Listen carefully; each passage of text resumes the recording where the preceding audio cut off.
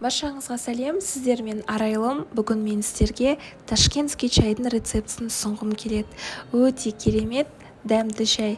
Дәл осы рецепті жасау үшін бізге керекті ингредиенттер: бір апельсин, бір лимон, жалбыз жапырағы және қара шай. Қара шай бізге бір шай қасық жеткілікті болады, сонымен қатар көк шай.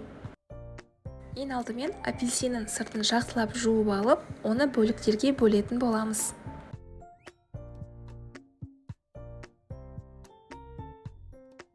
Туралған апельсиндерді мен бөлек ыдысқа салып қойдым.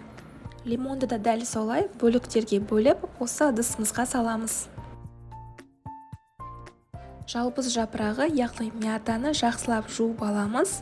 Одан кейін барып, чайниктің ішіне осылай мыжғылау әдісімен саламыз. Сол кезде біздің шайымыз өте ерекше дәм болады. Енді біздің туралған апельсиндерімізді саламыз. Негізі 3 түлім ғана жеткілікті болады: 3 апельсин, 3 лимон. Дәл осы видеода көрсетілгендей лимонның суын сығып саламын және соңғы набат. Қара шай 1 қасық жеткілікті болады. Көк шайда 1 қасық жеткілікті болады.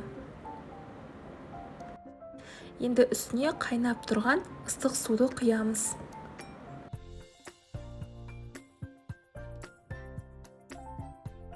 Осылай қасықтың көмегімен жақсылап араластырамыз. Міне біздің шайымыз дайын болды. Ташкентский чай өте дәмді, керемет шай. Дәл осы рецептпен жасауға кеңес беремін. Мен таңғы асқа жасаған болатынмын. Сонымен қатар таңғы асқа менде творожный пирог. Творожный пирогта мен өткен жолы рецептісін салған болатым каналыма. Қазір төменге ссылкасын қалдырып кетем. Егер көрмеген болсаңыздар, қарап көрулеріңізге болады.